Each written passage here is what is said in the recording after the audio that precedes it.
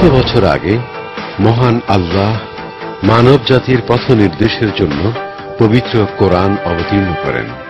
এই কোরআনকে অনুসরণ করে সত্যের পথে চলার জন্য তিনি মানুষের প্রতি আহ্বান জানান। অবতীর্ণ হওয়ার দিন থেকে কিয়ামতের দিন পর্যন্ত সর্বশেষ গ্রন্থ কোরআন মানব জাতিকে সত্যের পথে দিক ও নির্দেশনার একমাত্র গ্রন্থ হিসেবে বিদ্যমান থাকবে। কোরআনের অতুলনীয় স্টাইল এবং এর গভীর জ্ঞান ভাণ্ডার নিশ্চিতভাবে প্রমাণ করে যে এর কথা আল্লাহর। এছাড়া কোরআনের অনেক বিস্ময়কর বৈশিষ্ট্য থেকেও প্রমাণিত হয় যে তা আল্লাহর কাছ থেকে অবতীর্ণ হয়েছে। একটা বৈশিষ্ট্যপূর্ণ বাস্তবতা এই যে পবিত্র কোরআনে 1400 বছর আগে যেসব বৈজ্ঞানিক সত্যের কথা বলা হয়েছে তার মধ্যে মাত্র সামান্য কিছু 20 শতকের বিজ্ঞান ও প্রযুক্তি উন্মোচন করতে সক্ষম হয়েছে।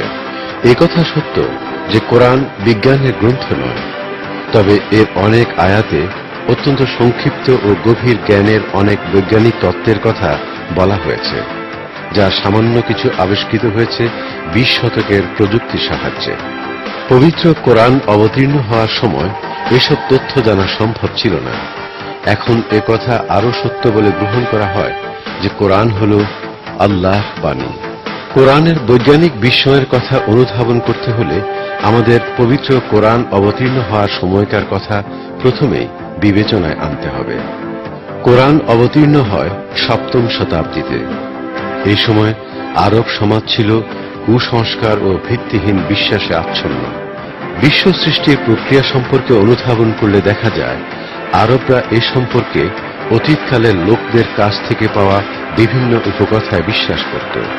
দৃষ্টান্ত হিসেবে বলা যায় তারা বিশ্বাস করত যে পর্বতগুলো হল আকাশের খুঁটি বা আলম্ব স্বরূপ। তারা বিশ্বাস করত যে এ বিশ্ব সমান্তরাল, আকাশের উভয় পাশে আছে উঁচু পর্বত। তাদের ধারণা ছিল যে আকাশের ছাদ সমুচ্চ রাখতে পর্বতগুলো ব্যবহৃত হয় খুঁটি হিসেবে।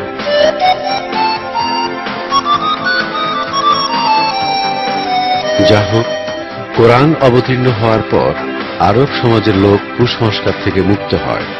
পবিত্র কোরআনে বলা হয়েছে, তিনি আল্লাহ যিনি আকাশকে কোনো অবলম্বন ছাড়াই উন্নীত করেছেন। পর্বতের কারণে আকাশ উঁচু অবস্থায় থাকে, এই ধারণা পবিত্র কোরআনের ওই আয়াত দ্বারা বাতিল হয়ে যায়। অন্যান্য অনেক বিষয়ে কোরআনের আয়াতের মাধ্যমে এমন গুরুত্বপূর্ণ তথ্য প্রকাশ পায় যা সে সময় অন্য কোনোভাবে জানা সম্ভব ছিল না। পবিত্র কোরআন অবতীর্ণ হওয়ার সময় জ্যোতির্বিদ্যা, পদার্থবিদ্যা বা জীববিদ্যা সম্পর্কে মানুষের জ্ঞান ছিল খুবই সীমিত। পবিত্র কোরআনে আছে বিভিন্ন বিষয়ের দিক ও নির্দেশনামূলক তথ্য। এইসব বিষয়ের মধ্যে আছে বিশ্ব সৃষ্টি, মানুষ সৃষ্টি, বায়ুমণ্ডলের গঠন কাঠামো এবং পৃথিবীতে জীবন ধারণের জন্য সুষম ভারসাম্য ব্যবস্থা। পবিত্র কোরআনে যেসব বৈজ্ঞানিক সত্য প্রকাশ পেয়েছে তা এখন আলোচনা করা যায়।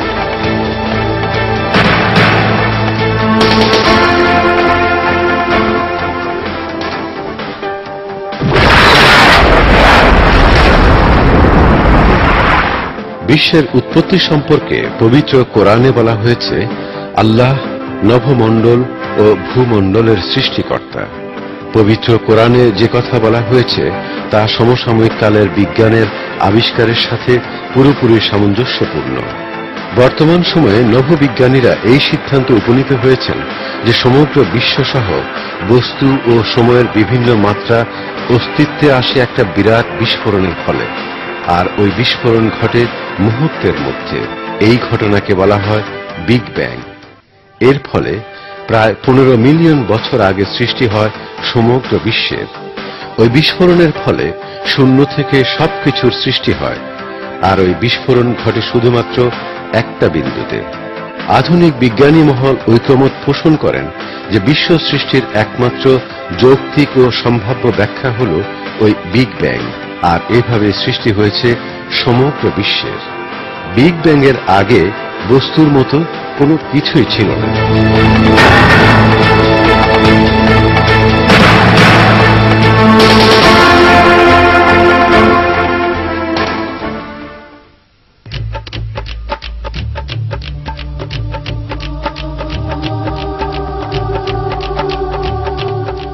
1400 বছর আগে কোরআন অবতীর্ণ হওয়ার সময় জ্যোতির্বিজ্ঞান ছিল একেবারে প্রাথমিক স্তরে। বিশ্বের বিস্তৃতি সম্পর্কে যে বর্ণনা দেয়া হয়েছে তা এরকম: রাত সহ তিনিই সৃষ্টি করেছেন নভমণ্ডলকে এবং আমি তার প্রসারণ ঘটাচ্ছি ধীরে ধীরে। এখানে নভমণ্ডল সম্পর্কে যে অর্থে বলা হয়েছে তা কোরআনের অন্যান্য স্থানেও মহাশূন্য ও বিশ্ব অর্থে বলা হয়েছে। এই অর্থেই এখানে তা উল্লেখ করা হয়েছে। অন্য কথায় পবিত্র কোরআনে বলা হয়েছে যে বিশ্ব প্রসারিত হচ্ছে। বর্তমানে বিজ্ঞানও ঠিক একই সিদ্ধান্ত উপনীত হয়েছে। 20 শতকের প্রথম দিকেও বিজ্ঞানীদের একমাত্র ধারণা ছিল যে এ বিশ্ব হল স্থিতিশীল এবং অনাদিকাল থেকেই তা বিদ্যমান আছে। আধুনিক প্রযুক্তির মাধ্যমে পরিচালিত গবেষণা, পর্যবেক্ষণ ও হিসাব করে প্রকাশ পায় যে এই বিশ্বের একটা শুরু ছিল এবং তা ক্রমাগতভাবে প্রসারিত হচ্ছে। 20 শতকের গোড়ার দিকে রাশিয়ান পদার্থবিদ আলেকজান্ডার ফ্রিম্যান এবং বেলজিয়ামের সৃষ্টিতত্ত্ববিদ জর্জ লেমেট হিসাব করে দেখেন যে এ বিশ্ব ক্রমাগতভাবে গতিশীল এবং তা প্রসারিত হচ্ছে। এই সত্য সন্দেহাতীতভাবে প্রকাশ পায় 1929 সালে একটা টেলিস্কোপের সাহায্যে আকাশ পর্যবেক্ষণের সময়। মার্কিন নভোবিজ্ঞানী এডউইন হাবল আবিষ্কার করেন যে নক্ষত্র, ধূমকেতু ও ছায়াপথ ক্রমাগতভাবে পরস্পর থেকে দূরে সরে যাচ্ছে। যে বিশ্বের সবকিছু পরস্পর থেকে ক্রমাগতভাবে দূরে সরে যাচ্ছে, সে বিশ্ব ক্রমাগতভাবে প্রসারিত হচ্ছে, এটা স্বাভাবিক। বছরের পর বছর ধরে পর্যবেক্ষণের ফলে প্রমাণিত হয়েছে যে এই বিশ্ব ক্রমাগতভাবে প্রসারিত হচ্ছে। এ কথা যখন কেউ জানত না, তখন কোরআন তা বর্ণনা করে। এর কারণ হল কোরআন আল্লাহর বাণী। তিনি হলেন সমগ্র বিশ্বের স্রষ্টা ও নিয়ন্ত্রক।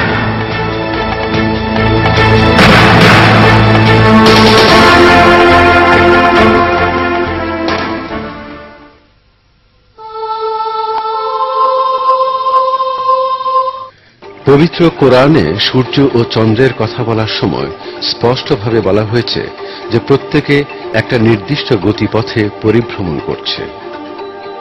তিনি সৃষ্টি করেন রাত ও দিন, সূর্য ও চন্দ্রকে। প্রত্যেকে তার নিজস্ব গতিপথে পরিভ্রমণ করছে। পবিত্র কোরআনের অন্য এক স্থানে বলা হয়েছে যে সূর্য স্থিতিশীল নয়, বরং তার নির্দিষ্ট গতিপথে পরিভ্রমণ করছে। আর সূর্য তার গন্তব্যের দিকে এগিয়ে যাচ্ছে এবং এটাই সর্বজ্ঞ ও সর্বশক্তিমান আল্লাহর নির্দেশ।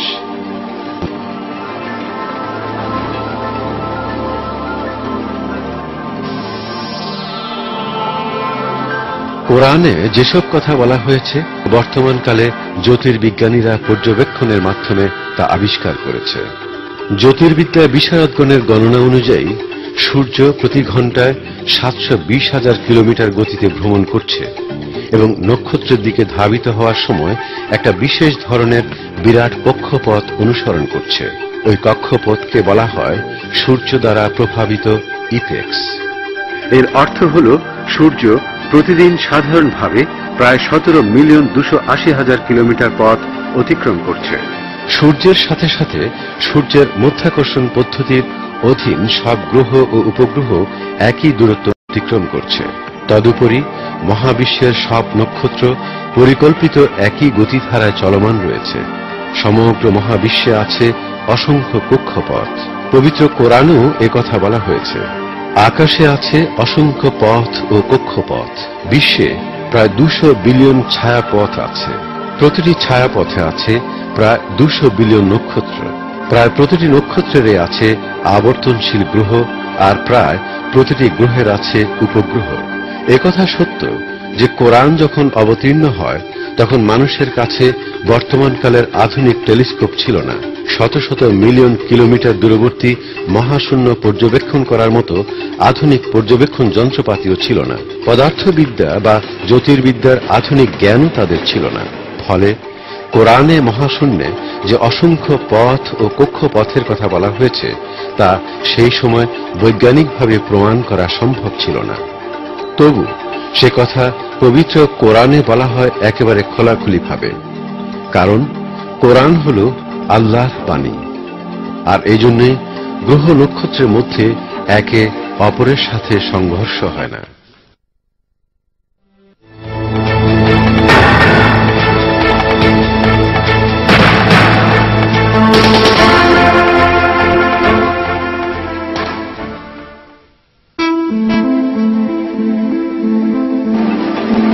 আকাশের এক আকর্ষণীয় বৈশিষ্ট্য সম্পর্কে পবিত্র কোরআনে আমাদের দৃষ্টি আকর্ষণ করা হয়েছে। বলা হয়েছে, আমি আকাশ সৃষ্টি করেছি, আমি আকাশ ও তার পথ সংরক্ষণ করেছি, তবু তা আমাদের দৃষ্টি থেকে এড়িয়ে যায়। বিশ্ব থেকে পরিচালিত বৈজ্ঞানিক গবেষণায় আকাশের এই আকর্ষণীয় বৈশিষ্ট্যের কথা প্রমাণিত হয়েছে। পৃথিবীর পারিপার্শ্বিক পরিবেশ জীবনের অব্যাহত অস্তিত্বের জন্য একটা গুরুত্বপূর্ণ ভূমিকা পালন করে। বলা হয়েছে যে পৃথিবীর দিকে ধাবমান ছোট বড় অনেক উল্কাপিণ্ড পৃথিবীর উপর বা জীবন্ত বস্তুর উপর পতিত হওয়া থেকে ওই পৃথিবীর পরিবেশই বাধা দেয়।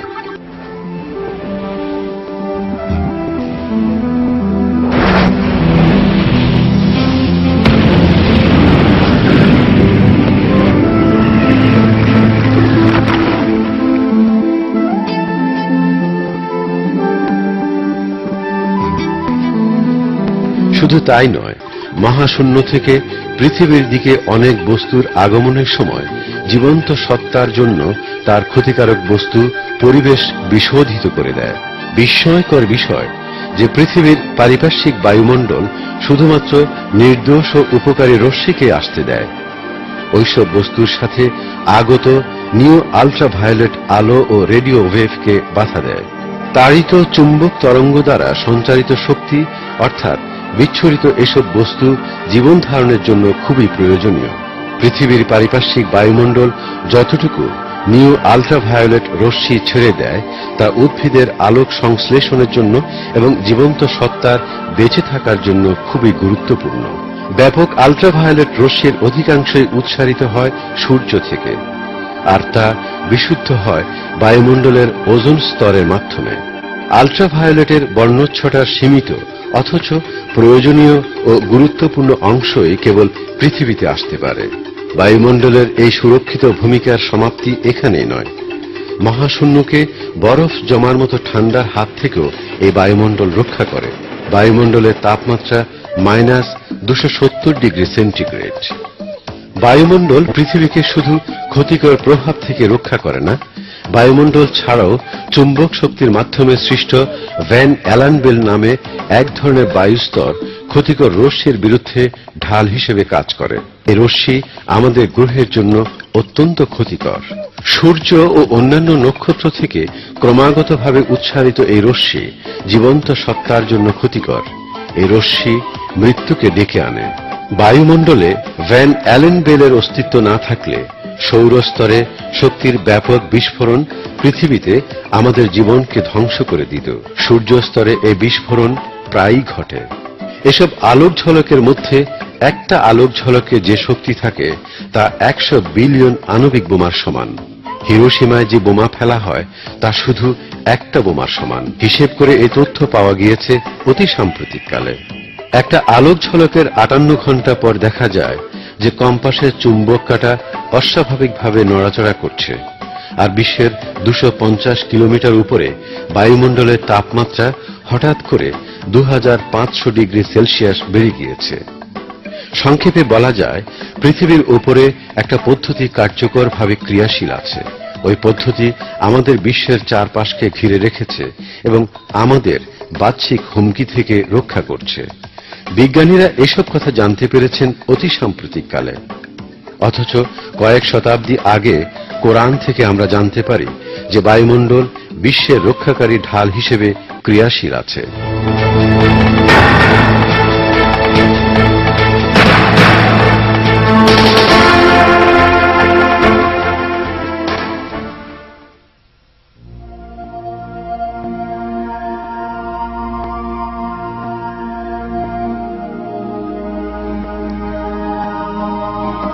পবিত্র কোরআনের সূরা আত-তারেকের 11 নম্বর আয়াতে আকাশের চক্রশীল কাজ সম্পর্কে উল্লেখ করা হয়েছে। ওই আয়াতে বলা হয়েছে, শপথ চক্রশীল আকাশের। পবিত্র কোরআনের অনুবাদে তাকে চক্রশীল বলে ব্যাখ্যা করা হয়েছে। এর আরো একটা অর্থ হল ফেরত পাঠানো বা প্রত্যাবর্তিত হওয়া। পৃথিবীর চারপাশে যে বায়ুমণ্ডল আছে তা অনেক স্তরে বিভক্ত বলে জানা যায়। জীবনের জন্য প্রতিটি স্তরই ভিন্ন ভিন্ন এবং গুরুত্বপূর্ণ ভূমিকা পালন করে। গবেষণার মাধ্যমে প্রকাশ পেয়েছে যে ওইসব স্তরের কাজ হল কোনো কোনো বস্তু বা রশ্মিকে মহাশূন্যে ফেরত পাঠানো এবং তার অনুকূল অংশ পৃথিবীতে পাঠানোর ব্যবস্থা করা। পৃথিবীর চারপাশে যে ভিন্ন ভিন্ন স্তর আছে তার চক্রশীল কাজ সম্পর্কে কয়েকটি দৃষ্টান্তের মাধ্যমে পর্যালোচনা করা যেতে পারে। পৃথিবীর 1300 থেকে 1500 কিলোমিটার উপরে যে ট্রপোস্ফিয়ার আছে তার কাজ হল পৃথিবীর উপরিভাগ থেকে উত্থিত জলীয় বাষ্পকে ঘনীভূত করা এবং বৃষ্টির আকারে পুনরায় তা পৃথিবীতে ফেরত পাঠানো।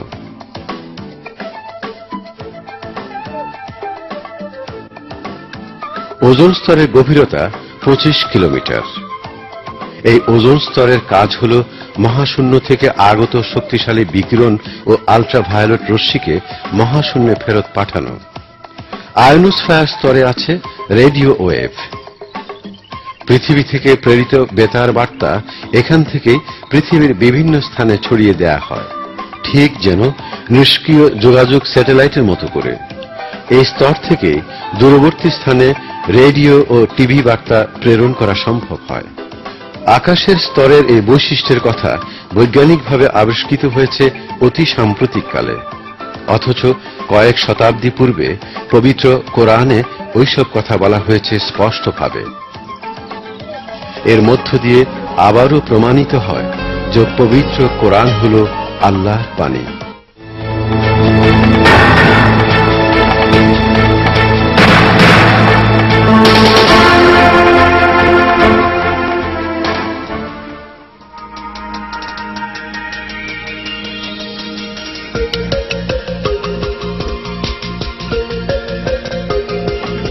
বিশ্ব সম্পর্কে পবিত্র কোরআনে স্পষ্টভাবে বলা হয়েছে যে আকাশকে গঠন করা হয়েছে 7টি স্তরে। পৃথিবীর সবকিছুই তিনি সৃষ্টি করেছেন তোমাদের জন্য। অতঃপর তিনি আকাশের দিকে মনোনিবেশ করেন এবং আকাশকে 7টি স্তরে সৃষ্টি করেন। দুদিনে তিনি আকাশকে 7টি স্তরে নির্ধারণ করেন এবং প্রতিটি স্তরের স্ব কাজের নির্দেশ দেন। আকাশ শব্দটি পবিত্র কোরআনে একাধিকবার এসেছে। পৃথিবীর উপর এবং সমগ্র বিশ্বের উপরের অংশকেই আকাশ হিসেবে বর্ণনা করা হয়েছে। এই অর্থে দেখা যায় যে পৃথিবীর উপরস্থিত আকাশ বা বায়ুমণ্ডল 7টি স্তরে সৃষ্টি করা হয়েছে। বর্তমান বিশ্ব একথা এখন জানে যে বায়ুমণ্ডল বিভিন্ন স্তরে বিভক্ত এবং একটা স্তরের পর থেকে শুরু হয়েছে অপর একটা স্তর। এটা সত্যি বিস্ময়কর। আরো বিস্ময়কর এই যে পবিত্র কোরআনে আকাশের 7টি স্তরের কথা বলা হয়েছে। আধুনিক আবিষ্কার ওই 7টি স্তরের কথাই বলেছে।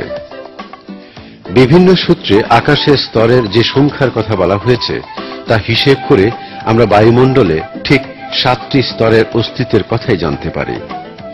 পবিত্র কোরআনে এই 7টি স্তরের কথাই বলা হয়েছে।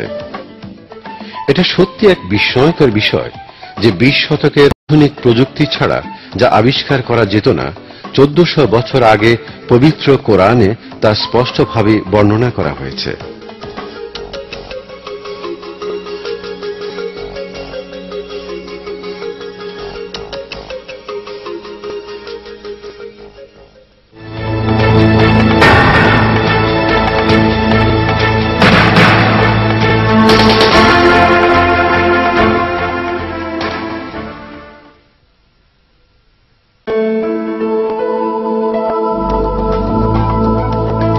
পবিত্র কোরআনে ভূতাত্ত্বিক দৃষ্টিকোণ থেকে পাহাড় পর্বতের গুরুত্বপূর্ণ ভূমিকার কথা বলা হয়েছে। পাহাড় পর্বতগুলো পৃথিবীর মাঝে এমন দৃঢ়ভাবে প্রথিত যে তারা স্থান পরিবর্তন করতে পারে না। পবিত্র কোরআনে স্পষ্টভাবে পাহাড় পর্বতের ভূমিকার কথা উল্লেখ করা হয়েছে। বলা হয়েছে, পৃথিবীর উপর আপতিত আঘাতকে তা প্রতিহত করে। পবিত্র কোরআন যখন অবতীর্ণ হয় তখন একথা কেউ জানত না। আধুনিক ভূতাত্ত্বিক গবেষণার ফলে প্রাপ্ত তথ্য থেকে জানা যায় অতি সাম্প্রতিককালে।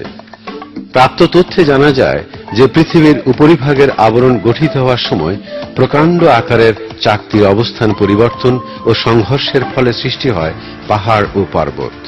এই সংঘর্ষ হয় বড় চাকতির নিচে থাকা ছোট চাকতির সাথে। উপরের চাকতি বাঁকা হয়ে যায় এবং তা উঁচু হয়ে যায়। নিচের অংশের স্তর প্রসারিত হয়। এর ফলে সৃষ্ট পাহাড় পর্বতের নিচের দিক গভীর হয়ে যায়। এর অর্থ হল নিচের দিকে পাহাড় পর্বতের একটা অংশ প্রথিত থাকে। পাহাড় পর্বতের নিচের অংশের পরিমাণ পৃথিবীর উপরিভাগে দৃশ্যমান অংশের মতো বিরাট। বৈজ্ঞানিক বর্ণনায় পাহাড় পর্বতের গঠন কাঠামো সম্পর্কে বলা হয়েছে যে বিশ্বব্যাপী বিন্যস্ত ও প্রসারিত পাহাড় পর্বতের আবরণ অনেক গভীর এবং তা নিচের দিকে প্রসারিত। সাধারণভাবে পাহাড় পর্বতের এই ভূমিকাকে তুলনা করা হয়েছে পেরেক বা গোঁজের ভূমিকার সাথে। পাহাড় পর্বতকে গোঁজের সাথে তুলনা করার কথা পবিত্র কোরআনে বলা হয়েছে এভাবে, আমরা কি পৃথিবীকে বিছানা ও পর্বতকে গোঁজ হিসেবে সৃষ্টি করিনি? অন্যভাবে বলা যায়, পাহাড় পর্বতগুলো পৃথিবীর উপরিভাগে এবং নিচের দিকে দৃঢ়ভাবে অবস্থান করে ওই নির্দিষ্ট স্থানের সাথে সংযুক্ত চাকতিগুলোকে সুদৃঢ় করে রাখে। এভাবে তা পৃথিবীর আবরণের চাকতিগুলোকে আটকে রাখে এবং পাহাড় পর্বতের উপর ম্যাগনাস স্ট্রাটাম আবরণকে স্থানচ্যুত হওয়া থেকে বিরত রাখে।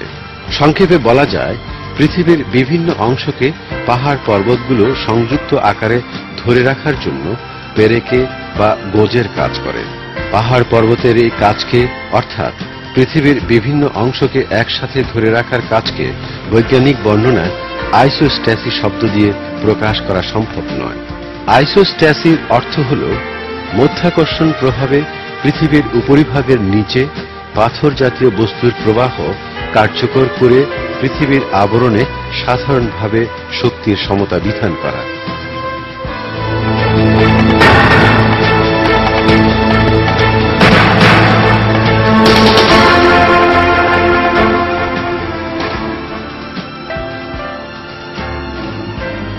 পবিত্র কোরআনের অন্য এক আয়াতে বলা হয়েছে যে পাহাড় পর্বতগুলো দৃশ্যত গতিহীন বলে মনে হলেও আসলে তা গতিহীন নয়, বরং তা ক্রমাগতভাবে গতিশীল। পাহাড় পর্বতগুলোর অংশবিশেষ মেঘের মতো স্ফীত হতে দেখা যায়। এটা হল আল্লাহর শৈল্পিক নৈপুণ্য। তিনি সবকিছুই যথার্থভাবে বিন্যাস করেন। তোমরা যা করো সে সম্পর্কে আল্লাহ সম্যকভাবে অবহিত আছেন। পৃথিবীর আবরণের গতিশীলতার কারণে পাহাড় পর্বতের অবস্থান পরিবর্তন হয়। পৃথিবীর এই আবরণের উপরেই পাহাড় পর্বতের অবস্থান। পাহাড় পর্বতের স্তরের উপর ভাসমানভাবে থাকে পৃথিবীর আবরণ। পাহাড় পর্বতের স্তর থাকে গভীরে। 20 শতকের শুরুতে বিশ্ব ইতিহাসে সর্বপ্রথম আলফ্রেড ওয়েগেনার নামে একজন জার্মান বিজ্ঞানী আবিষ্কার করেন যে বিশ্বের প্রাথমিক পর্যায়ে পৃথিবীর সব অংশ পরস্পরের সাথে সংযুক্ত ছিল, কিন্তু পরে তা বিভিন্ন দিকে প্রসারিত হয় এবং পরস্পর থেকে সরে যাওয়ার ফলে তা বিচ্ছিন্ন হয়ে পড়ে। ওয়েগেনারের মৃত্যুর 50 বছর পর 1980 সালে ভূবিজ্ঞানীরা স্বীকার করেন যে তাঁর বক্তব্যই সঠিক। এখানে একটা গুরুত্বপূর্ণ বিষয় উল্লেখ করা প্রয়োজন। পাহাড় পর্বতের গতিশীলতার কথা, অর্থাৎ প্রসারণের কথা আল্লাহ পবিত্র কোরআনে উল্লেখ করেছেন।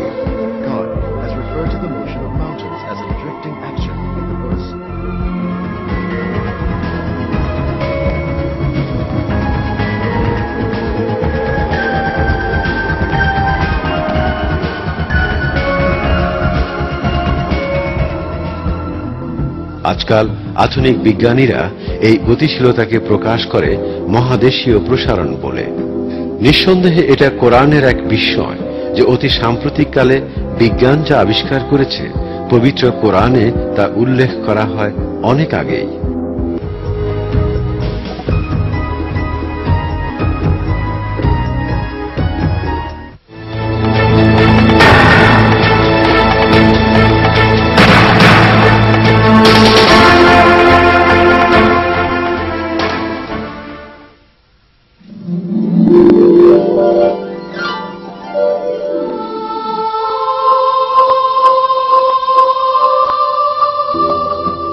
অনেক উপাদানের মতো লোহার কথা পবিত্র কোরআনে সূরা আল হাদিদে উল্লেখ করা হয়েছে।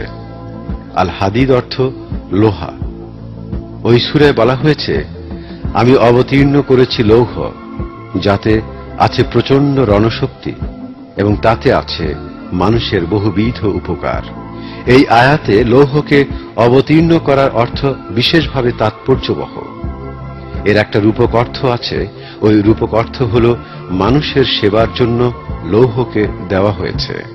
কিন্তু আমরা যখন আক্ষরিক অর্থে ওই শব্দটির অর্থ বিবেচনা করি যে ওই লোহা স্বাভাবিকভাবে আকাশ থেকে এসেছে, তখন আমরা অনুধাবন করি যে এই আয়াতটি বৈজ্ঞানিক রহস্যের ক্ষেত্রে একটা গুরুত্বপূর্ণ আয়াত। কারণ আধুনিক জ্যোতির্বিজ্ঞানের আবিষ্কারে দেখা যায় যে লোহার যে ধাতু আমাদের বিশ্বে দেখতে পাওয়া যায় তা এসেছে মহাশূন্যের প্রকাণ্ড প্রকাণ্ড নক্ষত্রের বহিরাবরণ থেকে। বিশ্বে যে ভারী ধাতু আছে তা উৎপন্ন হয় প্রকাণ্ড নক্ষত্র রাজির কেন্দ্রস্থিত পরমাণুর পদার্থ থেকে। আমাদের সৌরজগতের পদ্ধতিতে অবশ্য উপযোগী কাঠামো নেই যা থেকে লোহা উৎপন্ন হতে পারে। অত্যন্ত বিরাট আকারের নক্ষত্র এবং সূর্যে কেবল লোহা উৎপন্ন হতে পারে যেখানে তাপমাত্রার পরিমাণ কয়েকশো মিলিয়ন ডিগ্রি। কোন নক্ষত্রে যখন লোহার পরিমাণ একটা নির্দিষ্ট স্তর অতিক্রম করে তখন তা আর বহন করতে পারে না। এই সময় তা বিস্ফোরিত হয়। এই বিস্ফোরণকে বলা হয় নোভা, সুপারনোভা। এই বিস্ফোরণের ফলে লোহা সমৃদ্ধ উল্কা বিশ্বের চারদিকে ছড়িয়ে পড়ে এবং তা মহাশূন্যে চলমান অবস্থায় থাকে। অতঃপর মধ্যাকর্ষণ শক্তির প্রভাবে তা আকাশে বিদ্যমান বিভিন্ন বস্তুর সাথে সংযুক্ত হয়ে যায়। এসব থেকে প্রতীয়মান হয় যে লৌহ ধাতু পৃথিবীর উপর পড়ে না। মহাশূন্যে বিস্ফোরিত নক্ষত্র থেকে তা উল্কা আকারে পৃথিবীতে আসে। পবিত্র কোরআনে যেভাবে বলা হয়েছে ঠিক সেইভাবে। সপ্তম শতাব্দীতে পবিত্র কোরআন অবতীর্ণ হওয়ার সময় এই তথ্য বৈজ্ঞানিকভাবে কারও জানা ছিল না। এ কথা নিশ্চিতভাবে সত্য। আমি অবতীর্ণ করেছি লৌহ, যাতে আছে প্রচন্ড রণশক্তি এবং তাতে আছে মানুষের বহুবিধ উপকার। এছাড়া সূরা আল হাদিদের 25 নম্বর আয়াতে লোহার কথা বলা হয়েছে। এখানে আছে বিস্ময়কর গাণিতিক সূত্র। পবিত্র কোরআনের 57 নম্বর সূরা হল আল হাদিদ। আল হাদিদের গাণিতিক মান এবং আল হাদিদের অন্য আরবি শব্দ আবজানের গাণিতিক মান সমান, অর্থাৎ 57। শুধুমাত্র হাদিদ শব্দের গাণিতিক মান হল 26, আর 26 হল লোহার আণবিক শক্তির মান।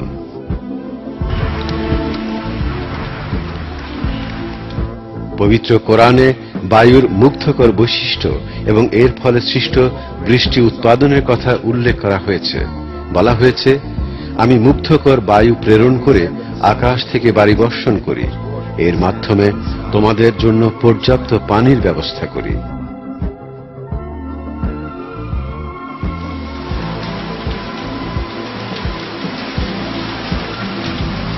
পবিত্র কোরআনের এই কথায় উল্লেখ করা হয়েছে যে বৃষ্টি উৎপাদনের প্রথম স্তর হল বায়ু।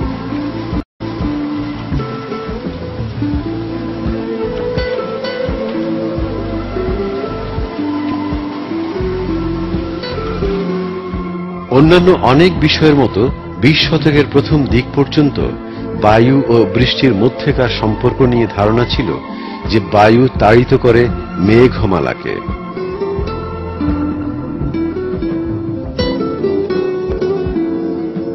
তবে আধুনিক আবহাওয়া বিজ্ঞানের আবিষ্কারে দেখা যায় যে বৃষ্টি উৎপাদনের প্রক্রিয়ায় বায়ুর ভূমিকা বিস্ময়কর।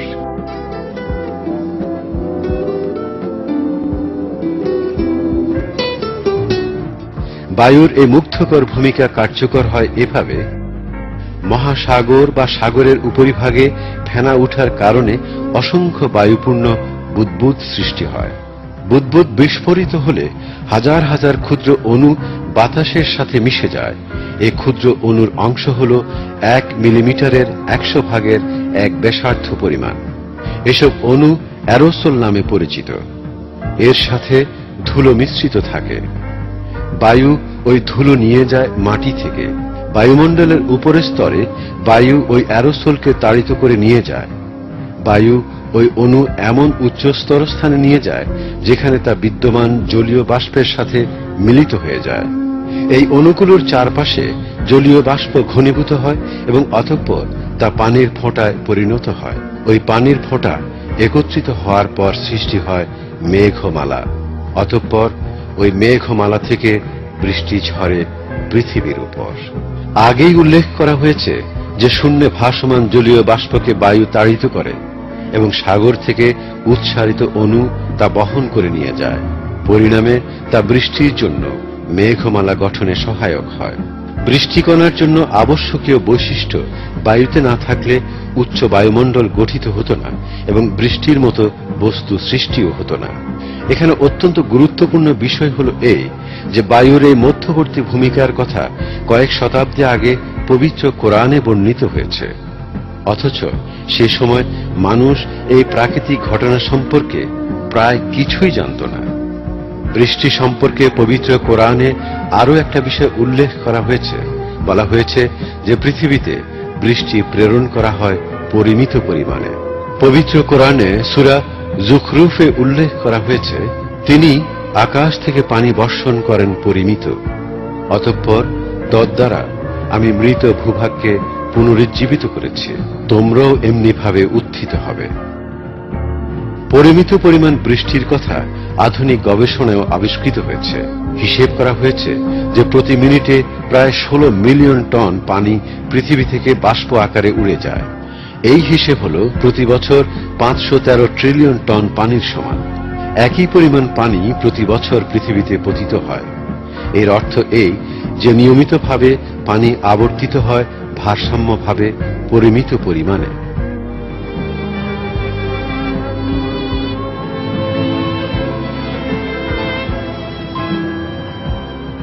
পৃথিবীতে জীবনের অস্তিত্ব নির্ভরশীল এই পানির আবর্তনের উপর। পৃথিবীতে যত রকমের প্রযুক্তি আছে তার সবকিছু ব্যবহার করলেও মানুষ কৃত্রিমভাবে পানির এই আবর্তনশীল পদ্ধতি তৈরি করতে পারত না। এমনকি চলমান প্রক্রিয়ায় সামান্যতম ব্যতিক্রম হলেও পরিবেশের ভারসাম্যহীনতা দেখা দিতে পারে মারাত্মকভাবে। এর ফলে পৃথিবীতে জীবনের অস্তিত্বই শেষ হয়ে যেতে পারে। না, এমন ঘটনা কখনো ঘটেনি। প্রতি বছর বৃষ্টির পানি পৃথিবীতে পতিত হয় ঠিক সেই পরিমাণ যা পবিত্র কোরআনে বলা হয়েছে।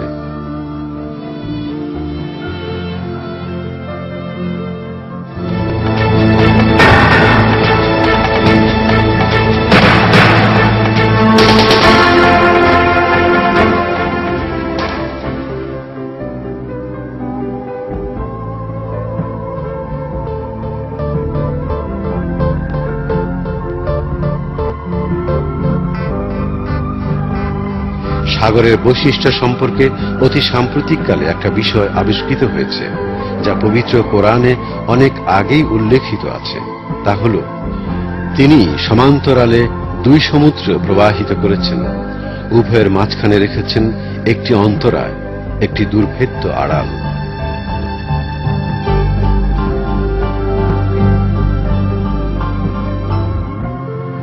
সমান্তরালভাবে দুই সমুদ্র প্রবাহিত হওয়ার এবং দুই সমুদ্র একসাথে মিশ্রিত না হওয়ার এই তথ্য সমুদ্র বিজ্ঞানীরা আবিষ্কার করেছে অতি সাম্প্রতিককালে। সারফেস টেনশন বা পৃষ্ঠ টান নামে অভিহিত বাহ্যিক শক্তির কারণে পাশাপাশি প্রবাহিত দুই সমুদ্রের পানি পরস্পরের সাথে মিশে যেতে পারে না। সমুদ্রের গভীরতার পার্থক্যের কারণে সৃষ্ট সারফেস টেনশন বা পৃষ্ঠ টান পাশাপাশি প্রবাহিত দুই সমুদ্রের পানির মিলনের পথে বাধা হয়ে দাঁড়ায়। মনে হয় উভয়ের মধ্যে একটা পাতলা দেয়াল আছে। বিস্ময়কর বিষয় এই যে মানুষের যখন সারফেস টেনশন অথবা সমুদ্র বিজ্ঞানের ধারণা ছিল না, তখন ওই বিষয় সম্পর্কে পবিত্র কোরআনে আলোকপাত করা হয়।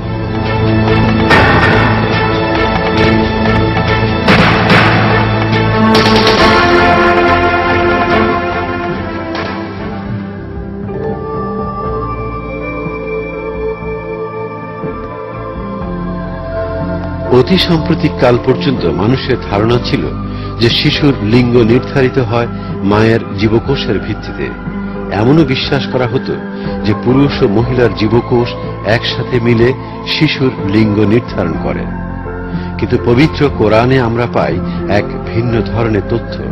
এতে বলা হয় যে মাতৃগর্ভে প্রক্ষিপ্ত শুক্র সৃষ্টি করে পুরুষ বা মেয়ে শিশু।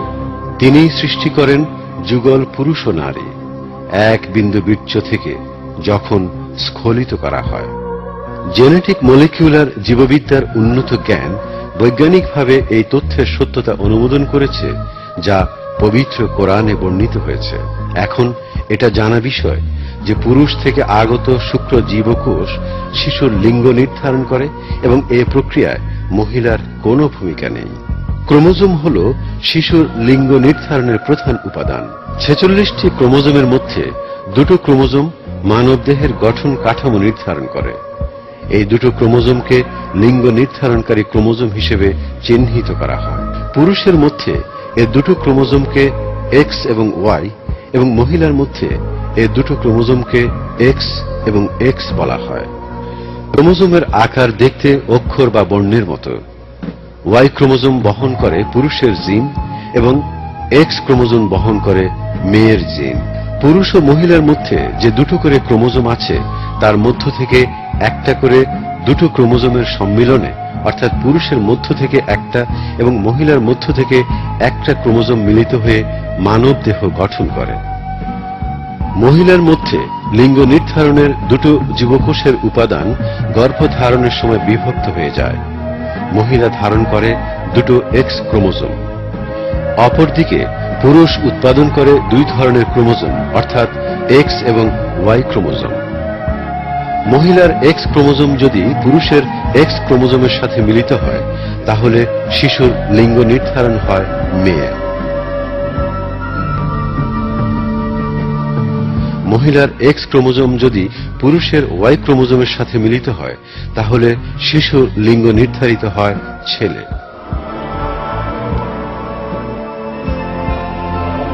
অন্য কথায়, পুরুষের কোন ক্রোমোজোম মহিলার গর্ভে মিলিত হয় তার উপরে নির্ধারিত হয় শিশুর লিঙ্গ।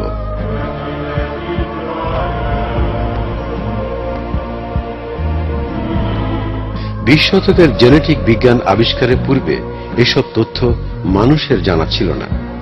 অনেক সমাজে বিশ্বাস করা হতো যে শিশুর লিঙ্গ নির্ধারণ মহিলার দেহে সংগঠিত হয় এবং এ কারণে কন্যা সন্তান জন্মালে মহিলাকেই দায়ী করা হতো। মানুষের জিন আবিষ্কারের 13 শতাব্দী পূর্বে পবিত্র কোরআনে ওই সত্য প্রকাশ করে প্রচলিত কুসংস্কারকে বাতিল করে দেয়া হয়। বলা হয় যে মহিলার কারণে শিশুর লিঙ্গ নির্ধারিত হয় না, পুরুষ থেকে স্খলিত শুক্র থেকে শিশুর লিঙ্গ নির্ধারিত হয়। মানুষের দেহের গঠন প্রক্রিয়া সম্পর্কে পবিত্র কোরআনে যে কথা বলা হয়েছে তা নিয়ে গবেষণা করা হলে মানুষ এর গুরুত্বপূর্ণ বৈজ্ঞানিক বিস্ময় নিয়ে হতবাক হয়ে পড়ে। পুরুষের শুক্র মহিলার গর্ভে মিলিত হওয়ার পরপরই শিশুর দেহের গঠন প্রক্রিয়া শুরু হয়ে যায়। জীববিজ্ঞানে একক জীবকোষ হিসেবে পরিচিত জাইগোট তাৎক্ষণিকভাবে শিশুর জন্ম দেওয়ার কাজ শুরু করে দেয় ওই জীবকোষকে একখণ্ড মাংসপিণ্ড গঠনের মাধ্যমে। জাইগোট অবশ্য তার বিকাশকাল সময়ে শূন্যে ভাসমান থাকে না, তা জরায়ুর সাথে সংযুক্ত অবস্থায় থাকে। লতা তন্তু যেমন তার মূলের সাথে জড়িত থাকে, ঠিক তেমনি এই সংশ্লিষ্টতার মাধ্যমে জাইগোট তার বিকাশের জন্য প্রয়োজনীয় খাদ্য গ্রহণ করে মায়ের দেহ থেকে। এই পর্যায়ে পবিত্র কোরআনে একটা বৈশিষ্ট্যপূর্ণ বিস্ময়ের কথা বলা হয়েছে। মাতৃগর্ভে জাইগোটের বিকাশকালীন অবস্থার বর্ণনায় মহান আল্লাহ পবিত্র কোরআনে আলাক শব্দ ব্যবহার করেছেন। পাঠ করুন আপনার পালনকর্তার নামে, যিনি সৃষ্টি করেছেন। যিনি সৃষ্টি করেছেন মানুষকে আলাক অর্থাৎ জমাট রক্ত থেকে। আলাক আরবি শব্দ যার অর্থ হল এমন এক বস্তু যা কোনো এক স্থানে সংযুক্ত থাকে। আক্ষরিক অর্থে এই শব্দকে জোঁকের বর্ণনায় ব্যবহার করা হয়। রক্ত শুষে নেয়ার জন্য জোঁক দেহের সাথে লেগে থাকে। মাতৃগর্ভে বেড়ে ওঠা জায়গোট সম্পর্কে এমন যথার্থ শব্দ ব্যবহার করা নিশ্চয়ই আকস্মিক নয়। এই ঘটনা আবারও প্রমাণ করে যে পবিত্র কোরআন আল্লাহর কাছ থেকে অবতীর্ণ, তিনি হলেন উভয় জগতের প্রভু। পবিত্র কোরআনে বলা হয়েছে যে মৃত ব্যক্তিকে জীবন দান করা আল্লাহর জন্য অত্যন্ত সহজ।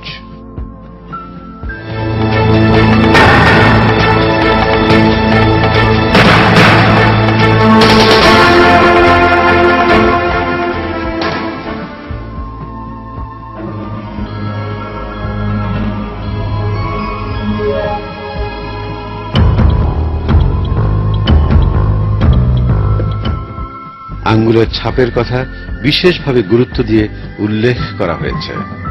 হ্যাঁ, আমরা এখন আঙ্গুলের ছাপ সুন্দরভাবে মিলিয়ে নিতে পারি। আঙ্গুলের ছাপের উপর গুরুত্ব দেওয়ার একটা বিশেষ অর্থ আছে। এর কারণ প্রত্যেকের আঙ্গুলের ছাপ তার নিজের কাছে অনুপম।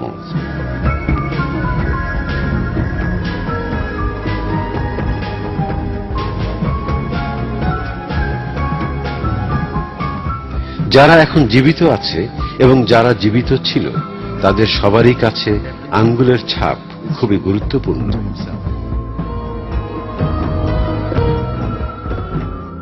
এজন্য প্রত্যেকের পরিচিতির ক্ষেত্রে আঙ্গুলের ছাপ অত্যন্ত গুরুত্বপূর্ণ বলে গৃহীত হয়।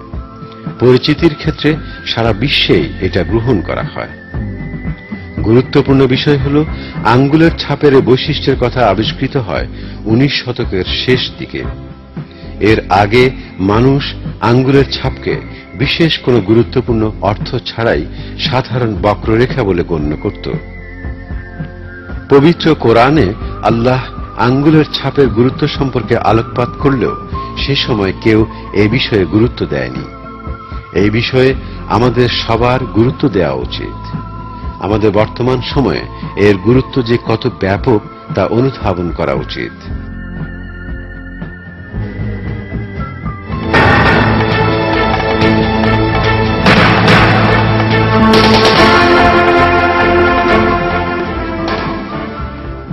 মাতৃগর্ভে মানবদেহের গড়ে ওঠার একটা স্তর সম্পর্কে পবিত্র কোরআনে উল্লেখিত তথ্য খুবই গুরুত্বপূর্ণ।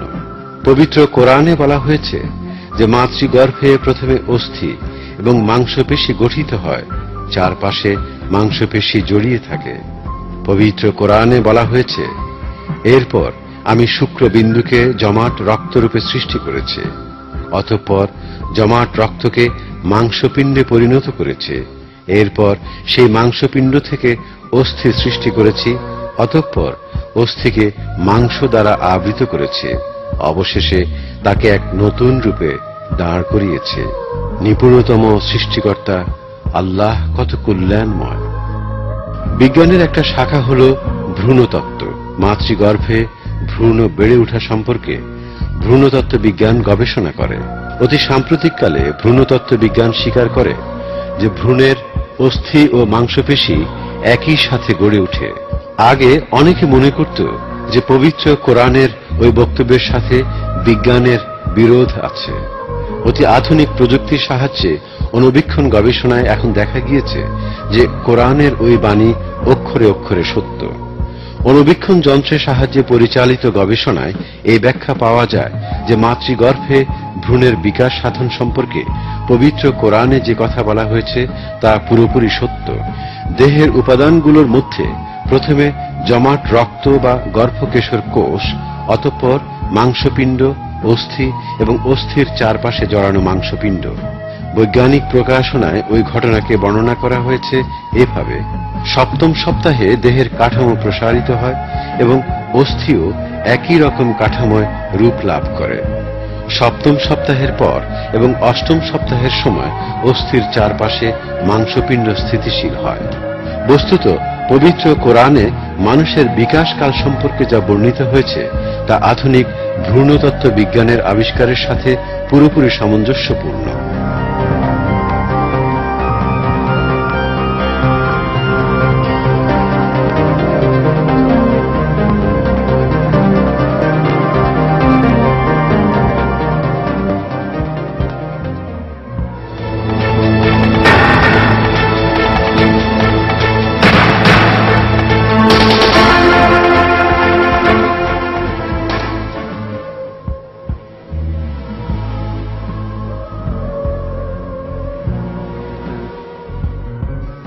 পবিত্র কোরআনে বলা হয়েছে যে মাতৃগর্ভে মানুষকে 3টি স্তরের প্রক্রিয়ার মাধ্যমে সৃষ্টি করা হয়েছে।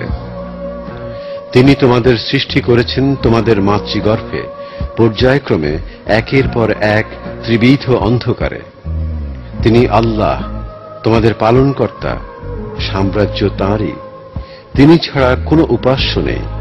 অতএব তোমরা কোথায় বিভ্রান্ত হচ্ছ?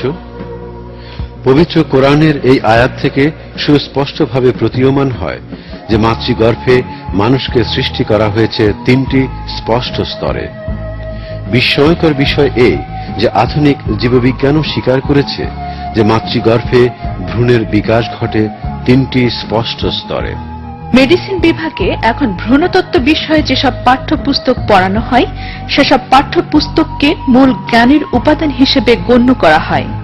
দৃষ্টান্ত হিসেবে মূল ভ্রূণতত্ত্ব বিষয়ের মৌলিক সূত্র হিসেবে যা বলা হয় তা এরকম: জরায়ুতে জীবনের 3টি স্তর, যেমন ভ্রূণের পূর্বাবস্থা, প্রথম 3.5 সপ্তাহ এবং 8 সপ্তাহ শেষ হওয়ার পূর্ব পর্যন্ত, 8 সপ্তাহ থেকে ভ্রূণের ভূমিষ্ঠ হওয়া পর্যন্ত। দেহের বিকাশকালের এই 3টি স্তর স্বীকার করা হয়েছে।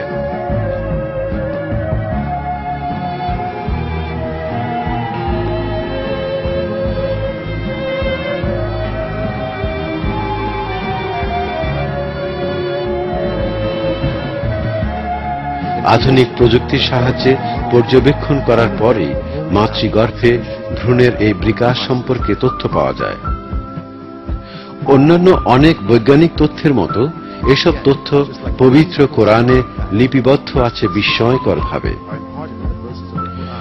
এসব তথ্যের বিস্তারিত বিবরণ ও নির্ভুলতা পবিত্র কোরআনে এমন সময় সন্নিবেশিত হয় যখন মেডিকেল বিষয়ে মানুষের প্রায় কোনো জ্ঞান ছিল না। এসব সাক্ষ্য থেকে স্পষ্টভাবে বলা যায় যে কোরআনের কথা মানুষের নয়, এটা হলো আল্লাহর বাণী।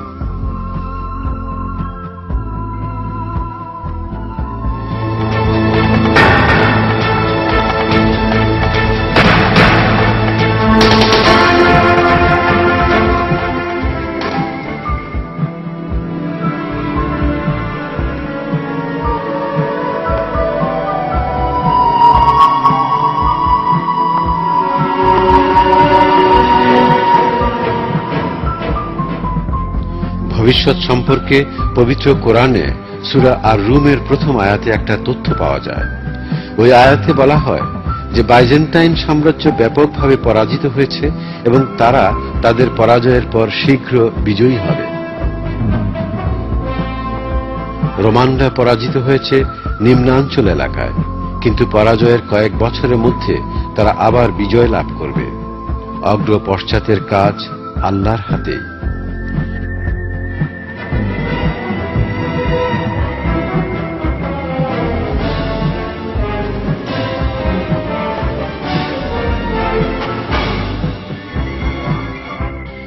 ওই আয়াত অবতীর্ণ হয় 620 খ্রিস্টাব্দের দিকে পার্সিয়ানদের হাতে খ্রিস্টান বাইজেন্টাইনের ব্যাপক পরাজয়ের প্রায় 7 বছর পর।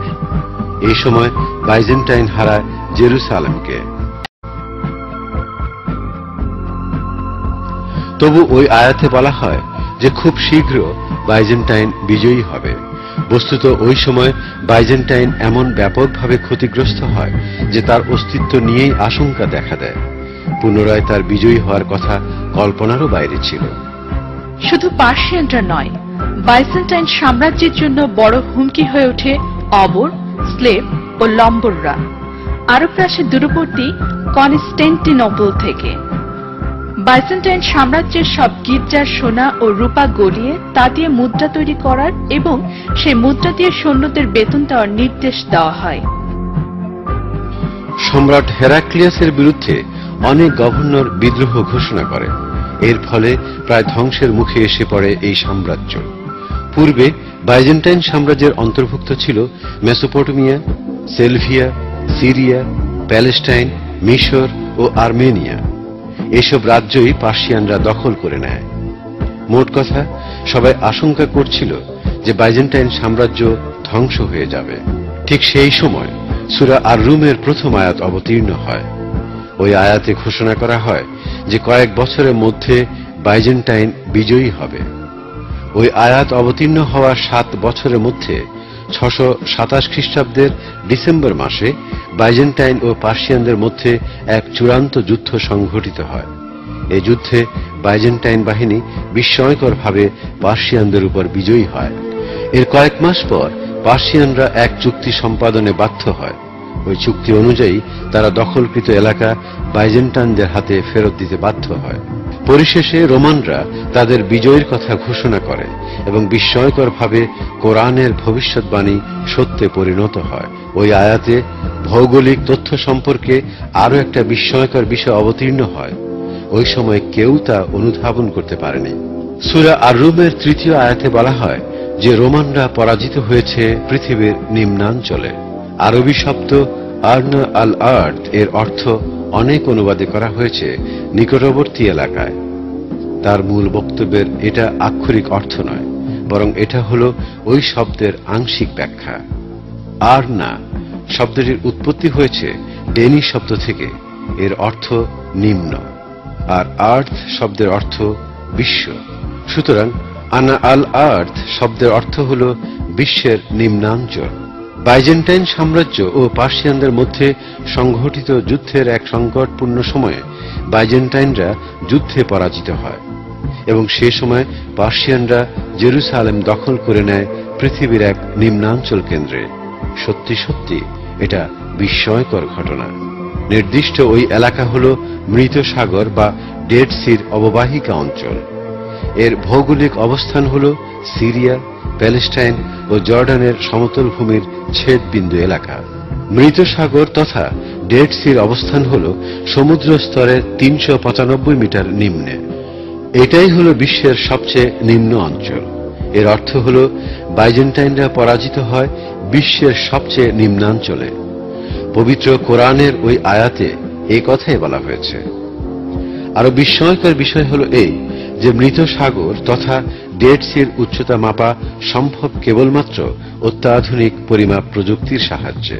মৃত সাগর বা ডেড সি যে পৃথিবীর উপরিভাগের সবচেয়ে বেশি নিম্ন অঞ্চল তা পূর্বে কারো পক্ষে জানা সম্ভব ছিল না।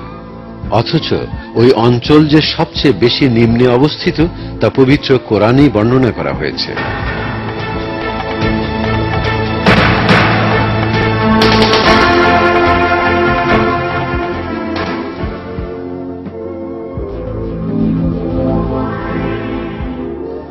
পবিত্র কোরআনের এই বিস্ময়কর বৈশিষ্ট্য ছাড়াও আছে গাণিতিক বিস্ময়।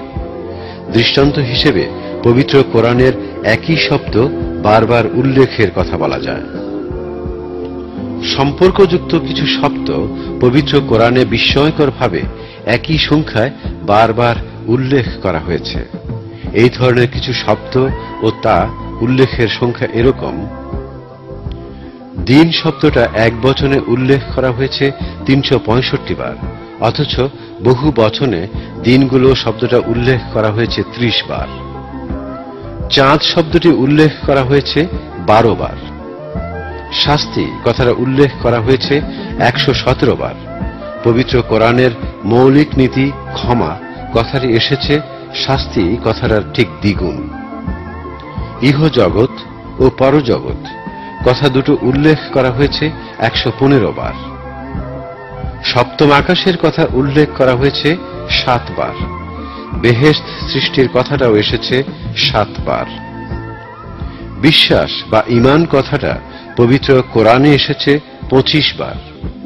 অবিশ্বাস বা সত্য, অস্বীকার বা কুফর শব্দটি এসেছে একই সংখ্যায়। যাকাত শব্দটি উল্লেখ করা হয়েছে 32 বার। রহমত বা আশীর্বাদ কথাটি এসেছে 32 বার। সত্যিকার ধার্মিক কথাটি উল্লেখ করা হয়েছে 6 বার, কিন্তু মুক্তি কথাটি এসেছে এর ঠিক অর্থে, অর্থাৎ 3 বার। মানব সত্তা কথাটি উল্লেখ করা হয়েছে 65 বার।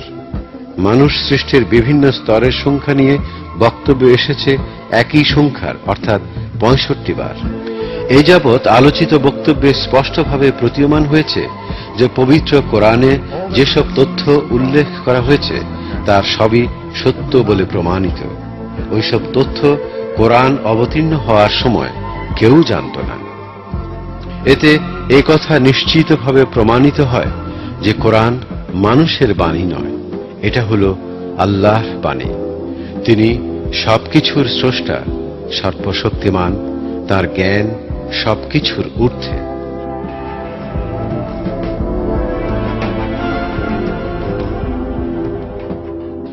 পবিত্র কোরআনের এক আয়াতে মন্তব্য করা হয় যে পবিত্র কোরআন যদি আল্লাহ ছাড়া অন্য কারো কথা হতো তাহলে তাতে অনেক অসামঞ্জস্য দেখা যেত। পবিত্র কোরআনে কোনো অসামঞ্জস্য নেই,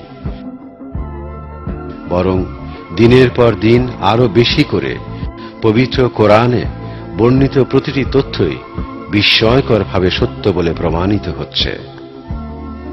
পবিত্র এই গ্রন্থ অবতীর্ণ করেছেন আল্লাহ। এই গ্রন্থ হল তাঁর একক ও একমাত্র পথ প্রদর্শক। পবিত্র কোরআনে বলা হয়েছে, আমি এই গ্রন্থকে অবতীর্ণ করেছি রহমত হিসেবে, সুতরাং তা অনুসরণ করো এবং আল্লাহকে ভয় করো। এতে আশা করা যায় যে তোমরা রহমত প্রাপ্ত হবে।